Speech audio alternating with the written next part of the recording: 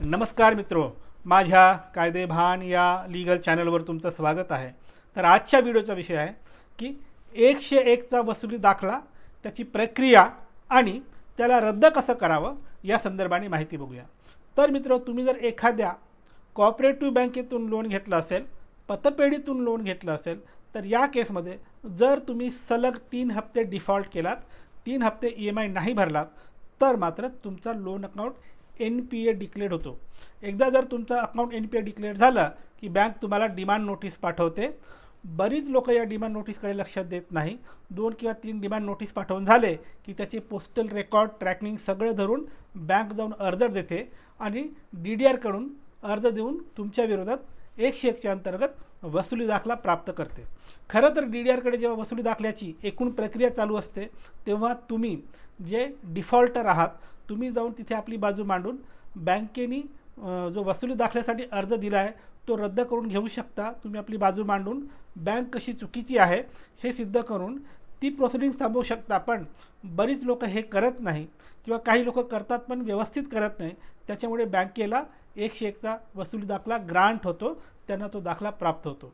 एकदा हा दाखला प्राप्त झाला की बँक तुमच्याकडून वसुली करू शकते. पैसे जर नाही मिळाले तर तुमच्या प्रॉपर्टीला जप्ती आणू शकते. पण बँक असं करते का? थेट असं नाही करत. बँक काय करते?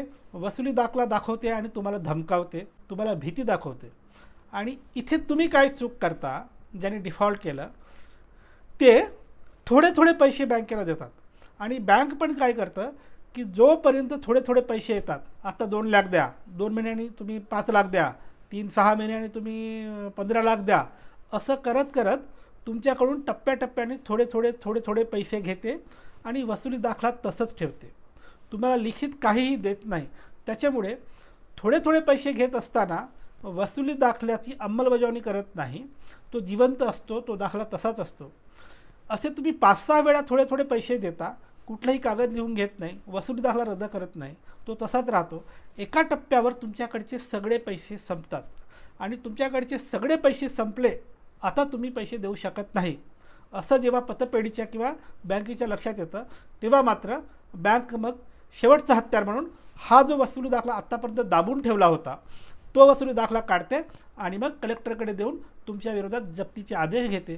तुमची प्रॉपर्टी जप्त होते. अशी एकूण प्रक्रिया आहे. मग हे असं होऊ नये याच्यासाठी तुम्ही कुठल्या टप्प्यावर काळजी घेतली पाहिजे? तर पहिला टप्पा हा आहे की जेव्हा बँक तुमच्या विरोधात 101चा वसुली दाखला प्राप्त करण्यासाठी प्रोसिडिंग्स फाईल करते DDR कडे, तिथेच तुम्ही ऑब्जेक्शन घेऊन वसुली दाखला मिळू नये याच्यासाठी नीट आर्ग्युमेंट करायचं, आपली बाजू मांडायची. तिथेच त्यांचा वसुली दाखला रिजेक्ट होतो.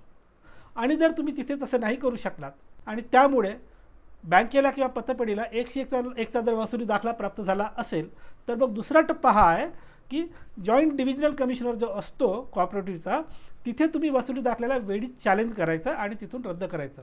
पण तिथे पण तुम्ही करत नाही. मी तर बऱ्याच लोकांना असं पाहिलं की ती वसुली दाखल्याला चॅलेंजच करत नाही, थोडे बँकेला पैसे देतात. बँकवाले पण बघतात की पैसे थोडे येतात, तोपर्यंत वसुली दाखल्याची आपण अंमलबजावणी नाही करू. जेव्हा याचे सगळे पैसे संपतील तेव्हा करू, आत्ता जेवढे येतात येऊ द्या, हा त्यांचा हिशेब असतो.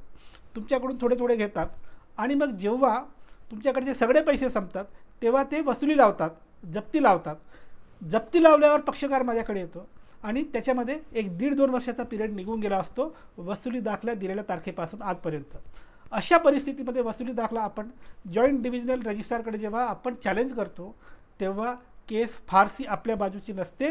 आपल्या केसचे सगळे मेरिट्स निसटलेले असतात, आपली केस कमकुवत झालेली असते. त्यामुळे मित्रो, तुमच्या विरोधात जर बँकेने 101चा वसुली दाखला प्राप्त केला असेल तर हे थोडे पैसे देऊन मॅनेज होतं. हा जो प्रकार आहे हा खेळखंडोबा आहे. हा खेळ अजिबात खेळायचा नाही. कारण बँक तुमच्याकडून टप्प्याटप्प्याने पैसे घेत असते, पण वसुली दाखला तसाच जिवंत असतो. तुमची पैसे पे करण्याची, टप्प्याटप्प्याने देण्याची कुवत एकदा संपली आणि हे बँकेच्या लक्षात आलं की नंतर वसुली दाखला अंमलबजावणीसाठी काढला जातो, तो हुकुमी एक्का असतो आणि त्यामुळे तुमची प्रॉपर्टी जप्त होते. हे सगळं टाळायचं असेल तर टप्प्याटप्प्याने थोडे पैसे देऊन मॅनेज करतो, ही जी गोष्ट तुमच्या डोक्यात असते ती काढून टाका. असं अजिबात करायचं नाही. जर बँकेने तुमच्या विरोधात वसुली दाखला घेतला असेल त्याच्यावर एकमेव उपाय आहे की जॉईंट डिव्हिजनल कमिशनरकडे त्या वसुली दाखल्याला रद्द करण्यासाठी तुम्हाला अपील दाखल करायची असते आणि ती वेळेत दाखल करा आणि तो रद्द करून घ्या. जर तुम्ही असं नाही केलात आणि थोडे थोडे पैसे देत बसलात तर आज न उद्या बँक तुमच्या प्रॉपर्टीवर जप्ती आणणार म्हणजे आणणार. तर मित्रो, ही होती माहिती वसुली दाखल्याच्या संदर्भाने प्रक्रिया काय आहे आणि त्याला चॅलेंज कसं करायचं. तुमच्यासाठी असंच मी कायद्याचे व्हिडिओ आणत राहीन.